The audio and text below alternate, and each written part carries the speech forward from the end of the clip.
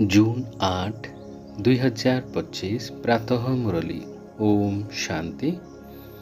अव्यक्त बापदादा पुनरावृत्ति 15/11/2005 मधुबन। सच्चा हृदय रे बाबांकर एवं परिवारर स्नेही होई मेहनत मुक्त हेबार प्रतिज्ञा कर एवं तार लाभ उठाओ। आज बापदादा निजर चारिआडर श्रेष्ठ स्वराज्य अधिकारी समानधारी पिलामानंकु देखुछंती। बाबा तो पिलामानंकु निज ठारू मध्य उच्च सम्मान देइछंती। प्रत्येक संतानकु पाद तले पड़िबारु मुक्त करी मस्तकर मुकुट करी देइछंती। निजकु सर्वदा प्रिय संतान मानंकर सेवाधारी बोली कही आसीछंती। एते बड़ अधिकारी पणियार समान पिलामानंकु देइछंती। तेणु समस्ते निजकु एते बड़ समानधारी भावुछ तो तेबे समानधारी पिलामानंकर विशेष लक्षण कौन होइथाय?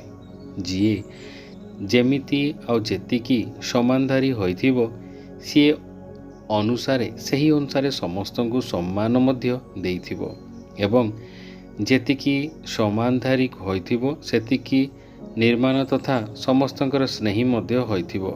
तेबे समानधारी आत्मार लक्षण हैला से बाबांकर प्रिय हेबा सहित समस्तंकर मध्य प्रिय होइथिबो। ताहा मध्य हद्र अर्थात अल्प किछि जणंकर नुहे, बेहद्र अर्थात समस्तंकर प्रिय होइथिबो। सेहिपरि बाबा समस्तंकर प्रिय अटंती। चाहे मानसर बा मासकर होई थांतु बा आदि रत्न होई देखाई थांतु, किंतु समस्ते भावुछंती मु बाबांकर, बाबा मोर। तेबे एहा मध्य समस्तंकर प्रिय हेबार प्रतीक अटे एवं श्रेष्ठ समान लक्षण अटे। काहींकि ना एही भली पिलामाने फॉलो फादर करिया अटंती। देख बाबा तो सबु वर्गर पिलामानंकु छोट पिलाठारु होई वयस्क पिलामानंकु मध्य समान देइथांती। युवा वर्गंकु विशेष करी विनाशकारीरु विश्व कल्याणकारीर सम्मान देइथांती एवं महान करिछंती। प्रवृत्ति वाला अर्थात घर गृहस्थी वालांकु मध्य महात्मा मानक ठारु अर्थात बड़ बड़ जगतगुरु मानक ठारु मध्य उच्च करिथांती। प्रवृत्ति रे रही पर वृत्ति रे रहुथिबा महात्मा मानंकु नतमस्तक कराउथिबा आत्मा करी देउछंती। कन्या मानंकु शिवशक्ति स्वरूप आत्मा सम्मान देउछंती। तेणु एभली सम्मानधारी पिलामानंकर मध्य सबु आत्मा को एही भली सम्मान सहित देखिबे। केवल देखिबे नहीं बरं स्वबंध संपर्क रे आसिबे। काहींकि ना सम्मान ही देह अभिमान को समाप्त करिथाय। सेई माने जोंठी सम्मान थिबा सेटारे देहर अभिमान नथिबो। तेबे देह अभिमान को समाप्त करिबार बहुत सहज साधन हैला सर्वदा पिलामानंकर रहिबा एवं सर्वदा समस्तंकु समान दृष्टि देखाइबा। चाहे पदातीत होइथांतु बा 16,000 मालार श्रेष्ठ नंबर दाता मध्य होइथांतु, किंतु शेष नंबर आत्मा भितरे मध्य ड्रामा अनुसार कौनसी ना कौनसी विशेषता निश्चित रही एवं समानधारी आत्मा समस्तंकर विशेषता को देखि सम्मान देई थांते। सेमानंक दृष्टि रे वृत्ति रे एवं कृति रे समस्तंकर विशेषता समाहित होई रही थाए। तेणु जी भी बाबांकर होई जाउची से निश्चित विशेष आत्मा ही हेबो। जदियो समस्ते क्रमानुतरे अछंती, किंतु दुनिया हिसाब रे कटिक भितरे केही अछंती, तेबे समस्ते निजको एही भली विशेष आत्मा मने करूछ तो सेही पाई सम्मान रे ही स्थित रहिबाकू हेबो। ଦେହ ଅଭିମାନରେ ନୁହେଁ ସ୍ୱମାନରେ। ବାବାଙ୍କୁ ପ୍ରତ୍ୟେକ ସନ୍ତାନ ପ୍ରତି ସ୍ନେହ କାହିଁକି ରହିଛି? କାହିଁକି ନା ବାବା ଜାଣିଛନ୍ତି ଯେ ଏମାନେ ମୋତେ ଜାଣିବା ସହିତ ମୋର ହୋଇପାରିବେ ବା ହୋଇଯାଉଛନ୍ତି। ଚାହେଁ ଆଜି ଏହି ମିଳନ ମେଳକୁ ପ୍ରଥମ ଥର ପାଇଁ ମଧ୍ୟ ଆସିଯାଇଥାନ୍ତି, ପୁଣି ବି ଯଦି ବାବା ବୋଲି କହିଛନ୍ତି ତେବେ ବାବାଙ୍କର ସ୍ନେହ ପ୍ରାପ୍ତ ଅଟନ୍ତି। ତେବେ ବାପଦାଦାଙ୍କୁ ଚାରିଆଡ଼ର ସବୁ ପିଲାମାନେ ସମସ୍ତଙ୍କ ଠାରୁ ପ୍ରିୟ ଅଟନ୍ତି।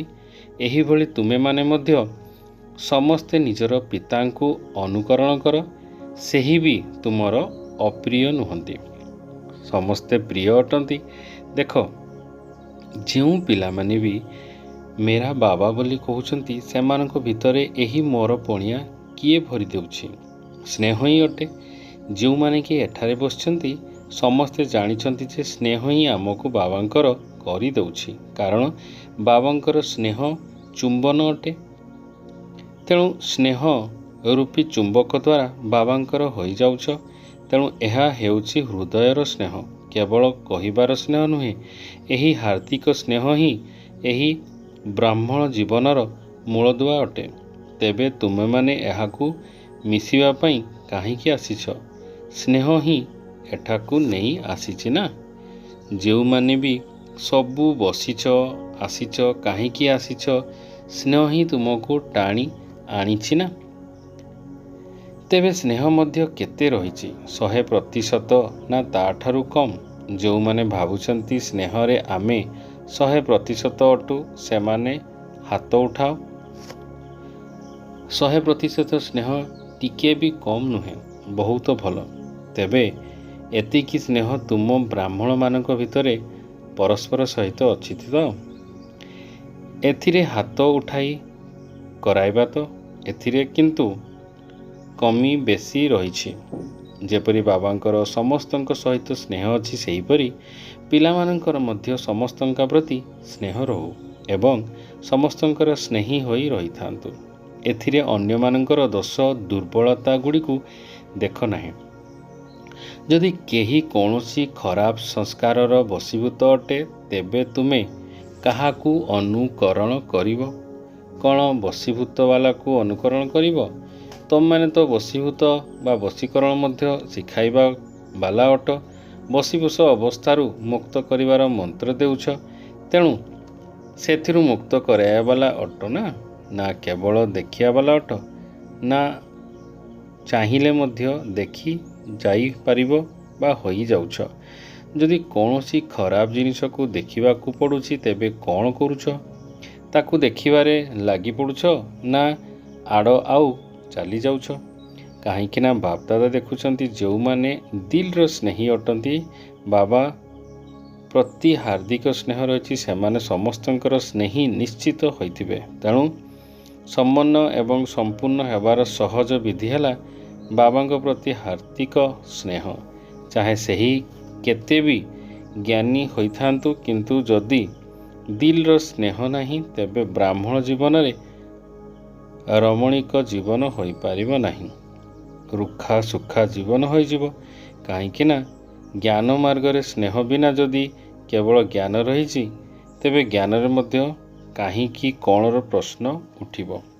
କିନ୍ତୁ ଜ୍ଞାନ ସହିତ ଯଦି ସ୍ନେହ ରହିଥିବ ତେବେ ସ୍ନେହୀ ଆତ୍ମା ସର୍ବଦା ସ୍ନେହରେ ଲବଲୀନ ହୋଇଯିବ ଏବଂ ସ୍ନେହୀକୁ ମନେ ପକାଇବା ପାଇଁ ମେହନତ କରିବାକୁ ପଡ଼ିନଥାଏ।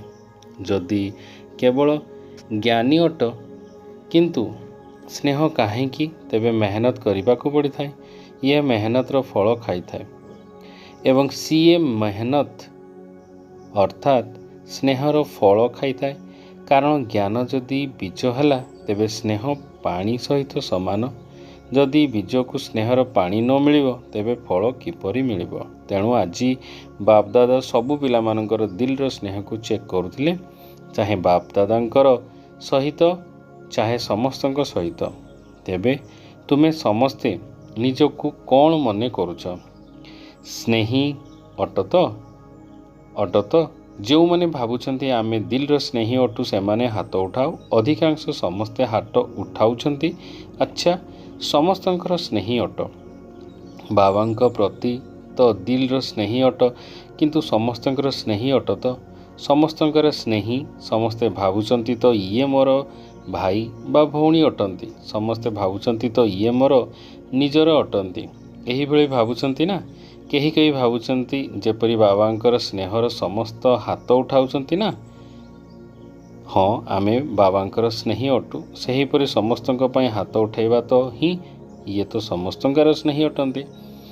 ଏହି ସାର୍ଟିଫିକେଟ୍ ମିଳିଥାଏ କାହିଁକି ନା ବାପଦାଦା ପୂର୍ବରୁ ମଧ୍ୟ କହିଛନ୍ତି ଯେ କେବଳ ବାବାଙ୍କର ଠାରୁ ସାର୍ଟିଫିକେଟ୍ ନେବାର ନାହିଁ, ବ୍ରାହ୍ମଣ ପରିବାରଠାରୁ ମଧ୍ୟ ନେବାର ଅଛି। କାହିଁକି ନା ଏହି ସମୟରେ ବାବା ଧର୍ମ ଏବଂ ରାଜ୍ୟ ଉଭୟ ଏକାଠି ସ୍ଥାପନ କରୁଛନ୍ତି। ରାଜ୍ୟ ଭିତରେ କେବଳ ବ୍ରହ୍ମା ବାବା ନଥିବେ, ପରିବାରର ମଧ୍ୟ ଥିବେ। ତେଣୁ ବାବାଙ୍କର ମଧ୍ୟ ପ୍ରିୟ ଏବଂ ପରିବାରର ମଧ୍ୟ ପ୍ରିୟ ହେବାକୁ ପଡ଼ିବ। ଜ୍ଞାନୀ ତ ହୋଇଯାଉଛ, କିନ୍ତୁ ତାହା ସହିତ ସ୍ନେହ ହେବା ମଧ୍ୟ ଜରୁରୀ ଅଟେ। ସମସ୍ତେ ସମ୍ମାନର ସହିତ ଏବଂ ସମ୍ମାନ ଦେବା ପାଇଁ ଦୁଇଟି ଯାକ ଜରୁରୀ ଅଟେ। ବାବା ତ ବ୍ରାହ୍ମଣ ଜନ୍ମ ନେବା ମାତ୍ରକେ ପ୍ରତ୍ୟେକ ସନ୍ତାନକୁ ସମ୍ମାନ ଦେଉଛନ୍ତି।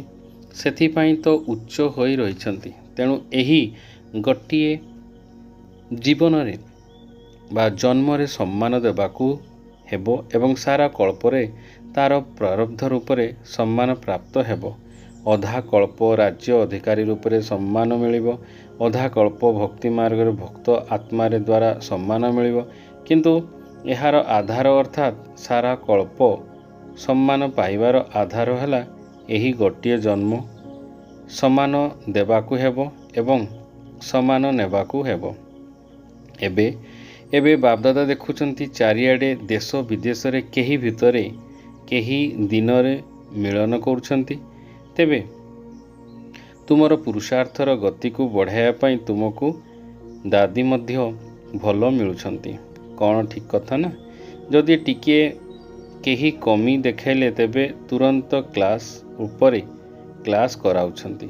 ତେବେ କୌଣସି ବି ପିଲାକୁ, ଚାହେ ଦେଶବାସୀ ହୁଅନ୍ତୁ ଚାହେ ବିଦେଶୀବାସୀ ହୁଅନ୍ତୁ, ଯଦି କୌଣସି ବିଷୟରେ ମେହନତ କରିବାକୁ ପଡ଼ୁଛି ତେବେ ତାର ମୂଳ କାରଣ ହେଲା ଦିଲର ସ୍ନେହ କର୍ମୀ। ତେବେ ଦିଲର ସ୍ନେହର ଅର୍ଥ ହେଲା ଲଭଲିନ୍ ରହିବା।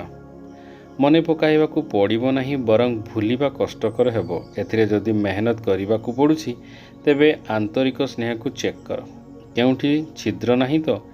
ଚାହେ କୌଣସି ବ୍ୟକ୍ତି ସହିତ ମୋର ଆକର୍ଷଣ ରହିଥାଉ ବା କୌଣସି ବ୍ୟକ୍ତିର ବିଶେଷତା ପ୍ରତି ହେଉ ବା କୌଣସି ସାଧନ ପ୍ରତି ହେଉ ବା କାହାର ସହଯୋଗ ପ୍ରତି ହେଉ, ମର୍ଯ୍ୟାଦା ଅନୁସାରେ ସହଯୋଗ ତ ଠିକ୍ ଅଛି, କିନ୍ତୁ ଅତିରିକ୍ତ ସହଯୋଗ ପ୍ରତି ସେ ସ୍ନେହ ରହିଥାଉ, ଆକର୍ଷଣ ରହିଥାଉ। ସେହି ସହଯୋଗ ମଧ୍ୟ ସବୁବେଳେ ମନେ ପଡ଼ିବ। ତାର ଚିହ୍ନ ହେଲା କେଉଁଠି ବି ଯଦି ଛିଦ୍ର ରହିଥିବ ତେବେ ଜୀବନରେ ସର୍ବଦା କୌଣସି ନା କୌଣସି କାରଣ ସନ୍ତୁଷ୍ଟତାର ଅନୁଭୂତି ହୋଇପାରିବ ନାହିଁ।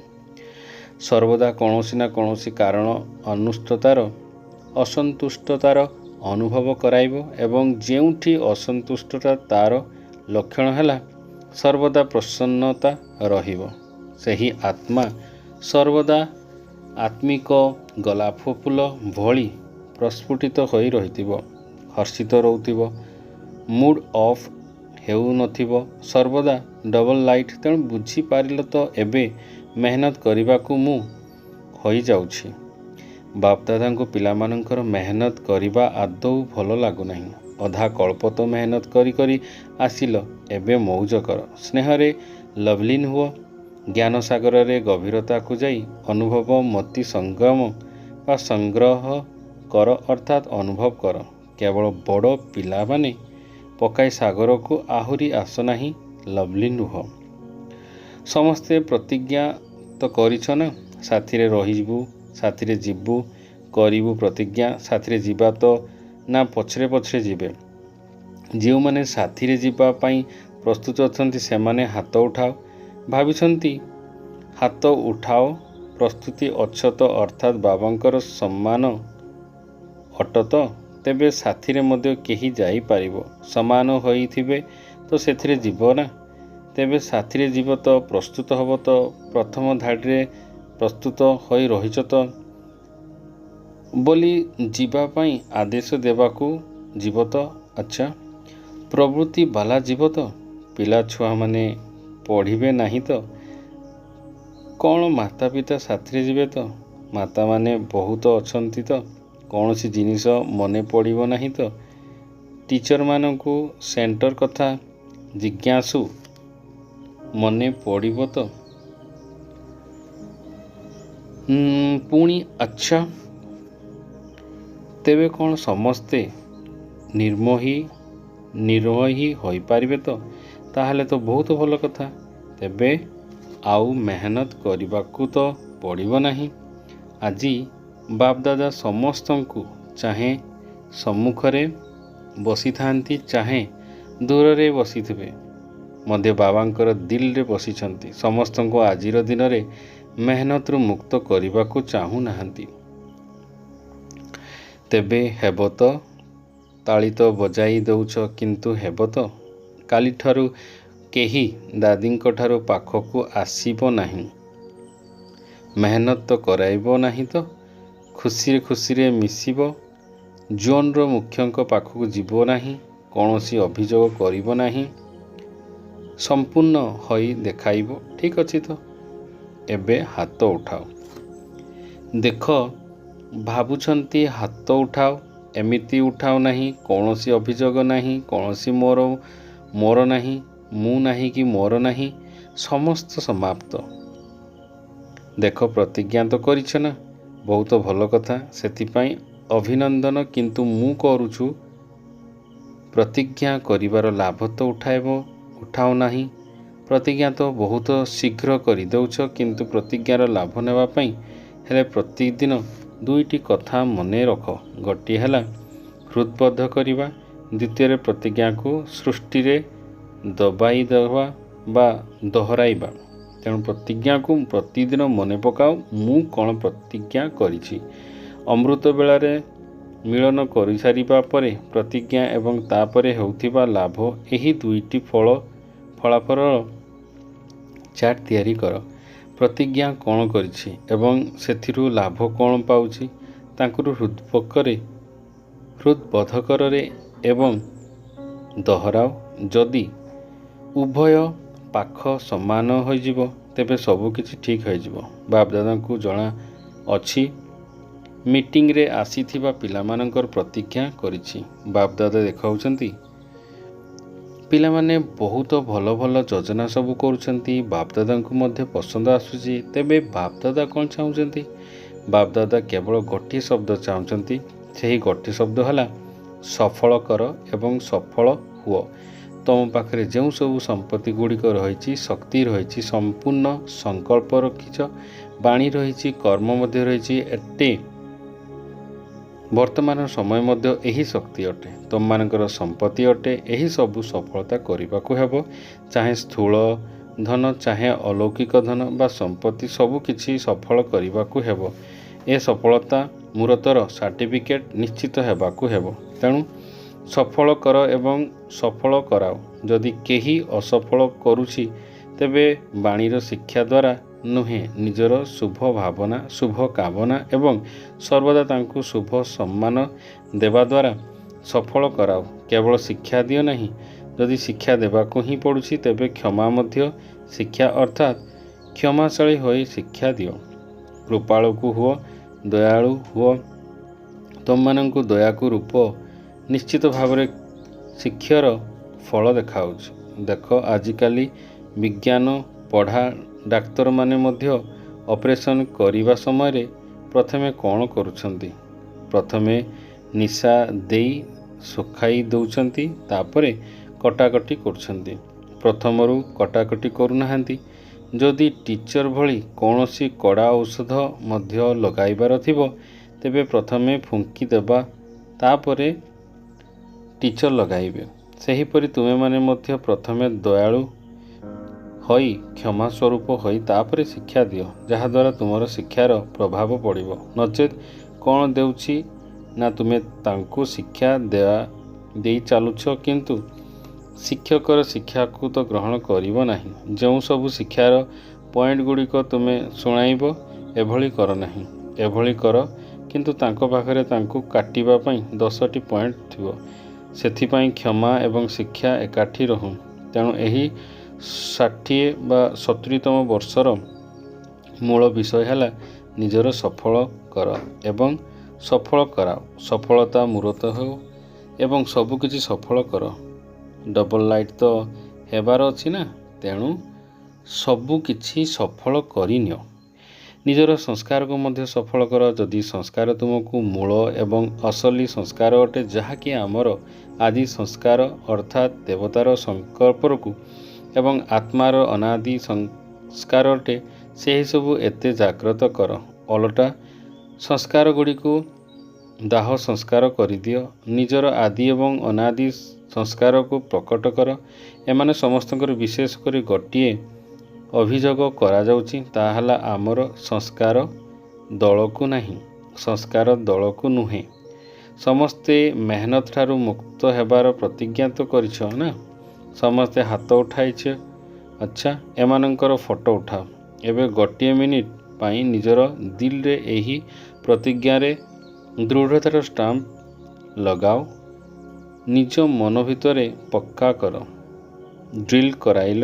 ଆଚ୍ଛା, ଚାରିଆଡ଼ର ସମସ୍ତ ସ୍ୱାଧୀନଧାରୀ ପିଲାମାନଙ୍କୁ ସର୍ବଦା ବାବାଙ୍କର ଦିଲର ସ୍ନେହୀ ତଥା ସମସ୍ତଙ୍କର ସ୍ନେହୀ ଶ୍ରେଷ୍ଠ ଆତ୍ମାମାନଙ୍କୁ ସର୍ବଦା ମେହନତରୁ ମୁକ୍ତ ଜୀବନ ମୁକ୍ତି ସ୍ଥିତିର ଅନୁଭୂତି କରାଉଥିବା ତୀବ୍ର ପୁରୁଷାର୍ଥ ପିଲାମାନଙ୍କୁ ସର୍ବଦା ନିଜର ପ୍ରତିଜ୍ଞାର ଲାଭ ଦେଉଥିବା, ନେଉଥିବା ତଥା ପ୍ରତିଜ୍ଞା ଏବଂ ତା'ର ଲାଭର ସନ୍ତୁଳନ ରଖୁଥିବା ସୌଭାଗ୍ୟଶାଳୀ ପିଲାମାନଙ୍କୁ ସର୍ବଦା ନିଜ ମଉଜରେ ରଖୁଥିବା ତଥା ଅନ୍ୟମାନଙ୍କୁ ମଧ୍ୟ ମଉଜରେ ରଖୁଥିବା ସଙ୍ଗମ ଯୁଗୀ ଶ୍ରେଷ୍ଠ ଭାଗ୍ୟ ଅଧିକାରୀ ପିଲାମାନଙ୍କୁ ବାପଦାଦାଙ୍କର ସ୍ନେହ ସମ୍ପନ୍ନ ଶୁଭେଚ୍ଛା ଏବଂ ଦିଲାରାମ ବାବାଙ୍କର ଦିଲର ଆଶୀର୍ବାଦ ସ୍ୱରୂପ ରହିଥାଉ। ୟାଦ ପ୍ୟାର ଏବଂ ନମସ୍ତେ। ଦାଦି ମାନଙ୍କ ସହିତ ସବୁକିଛି ଠିକ୍ ଠାକ୍ ଅଛି ତ? ସମସ୍ତେ ତୁମମାନଙ୍କୁ ଦେଖି ଖୁସି ହେଉଛନ୍ତି। ବାବା ଏବଂ ପିଲାମାନଙ୍କୁ ଦେଖି ଖୁସି ହେଉଛ। ଉଭୟ ସମ୍ମାନ। ସମସ୍ତଙ୍କର ଗେହ୍ଲାଟ। ସମସ୍ତଙ୍କର ଦାଦିମାନଙ୍କ ସହିତ ବିଶେଷ ସ୍ନେହ ଅଛି ନା? ବହୁତ ସ୍ନେହ ଅଛି। କାହିଁକି ନା ଯେଉଁମାନେ ନିମିତ୍ତ ହୋଇଯାଉଛନ୍ତି ସେମାନଙ୍କ ଉପରେ ଦାୟିତ୍ୱ ମଧ୍ୟ ଥାଏ। ତେଣୁ ସ୍ନେହ ମଧ୍ୟ ସେତିକି ଥାଉ। କାହିଁକି ନା ସମସ୍ତଙ୍କର ସ୍ନେହ ଏବଂ ଆଶୀର୍ବାଦର ଲିଫ୍ଟ ସମସ୍ତଙ୍କୁ ମିଳିଯାଇଥାଏ। ତୁମମାନଙ୍କ ମଧ୍ୟରୁ ଯେଉଁମାନେ ବି ନିମିତ୍ତ ହୋଇଥାନ୍ତି ସେମାନଙ୍କୁ ମଧ୍ୟ ଲିଫ୍ଟ ମିଳୁଛି। କିନ୍ତୁ ସେହି ଲିଫ୍ଟ ରୂପକ ଗିଫ୍ଟକୁ ଅର୍ଥାତ୍ ଉପହାରକୁ ଯଦି ସର୍ବଦା କାୟମ ରଖିବ ତେବେ ବହୁତ ଲାଭ ହୋଇପାରିବ।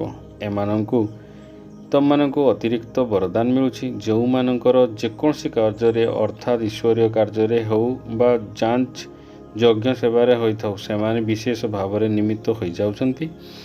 ସେମାନଙ୍କୁ ଆଶୀର୍ବାଦ ଏବଂ ସ୍ନେହ ଦୁଇଟି ଯାକର ଲିଫ୍ଟ ମିଳିଥାଏ। ତେବେ ସ୍ନେହ ଏଭଳି ଜିନିଷ ଯାହାକି କଣରୁ କଣ କରିଦିଏ। ଆଦି ଦୁନିଆରେ ମଧ୍ୟ କାହାକୁ ଯଦି ପଚାରିବ ତୁମକୁ କ'ଣ ଦରକାର, ତେବେ କହିବେ ମୋତେ ସ୍ନେହ ଦରକାର, ଶାନ୍ତି ଦରକାର। ତାହା ମଧ୍ୟ ସ୍ନେହ ଦ୍ୱାରା ହିଁ ପ୍ରାପ୍ତ ହୋଇପାରିବ। ତେଣୁ ସ୍ନେହ ଅର୍ଥାତ୍ ଆର୍ଥିକ ଆତ୍ମିକ ସ୍ନେହ ହିଁ ସବୁଠାରୁ ଶ୍ରେଷ୍ଠ ଅଟେ। ଆଚ୍ଛା, ଆଜିର ବରଦାନଟି ହେଲା ଯୁଗଳ ସ୍ୱରୂପର ସୃଷ୍ଟି ଦ୍ୱାରା ଅଭୁଲ ଅର୍ଥାତ୍ କେବେ ବି ଭୁଲ କରୁନଥିବା ନିରନ୍ତର ଯୋଗୀ ହୁଅ। ଯେଉଁ ପିଲାମାନେ ନିଜକୁ ବାବାଙ୍କ ସହିତ ଯୁଗଳ ରୂପରେ ଅନୁଭବ କରାଉଛନ୍ତି ସେମାନଙ୍କୁ ନିରନ୍ତର ଯୋଗୀ ଭାବରେ ବରଦାନ ସ୍ୱତଃ ହିଁ ମିଳିଥାଏ। କାହିଁକି ନା ସେମାନେ ଯେଉଁଠାରେ ବି ରହିଥାନ୍ତି ସେଠାରେ ମିଳନ ମେଳା ହୋଇଥାଏ। ସେମାନଙ୍କୁ ଯିଏ ବି ଭୁଲାଇବାକୁ ଚେଷ୍ଟା କରିଲେ ମଧ୍ୟ ସେମାନେ କେବେ ବି ଭୁଲନ୍ତି ନାହିଁ। ଏଭଳି ଅଭୁଲ ପିଲାମାନେ ଯେଉଁଠାରେ ବି ବାବାଙ୍କ ପ୍ରତି ପ୍ରିୟ ଅଟନ୍ତି ସେହିମାନେ ହିଁ ନିରନ୍ତର ଯୋଗୀ ଅଟନ୍ତି। କାହିଁକି ନା ସ୍ନେହର ଲକ୍ଷଣ ହେଲା ସ୍ୱତଃ ସୃଷ୍ଟି। ସେମାନଙ୍କର ସଂକଳ୍ପ ରୂପୀ ନଖକୁ ମଧ୍ୟ ମାୟା ହଲଚଲ କରିପାରିବ ନାହିଁ। ଆଜିର ସ୍ଲୋଗାନଟି ହେଲା କାରଣ ଶୁଣାଇବା ପରିବର୍ତ୍ତେ ତା'ର ନିବାରଣ କରାଇବା ବା କରାଇପାରିଲେ ଆଶୀର୍ବାଦର ଅଧିକାରୀ ହୋଇପାରିବ। ଓମ୍ ଶାନ୍ତି, ଓମ୍ ଶାନ୍ତି, ଓମ୍ ଶାନ୍ତି।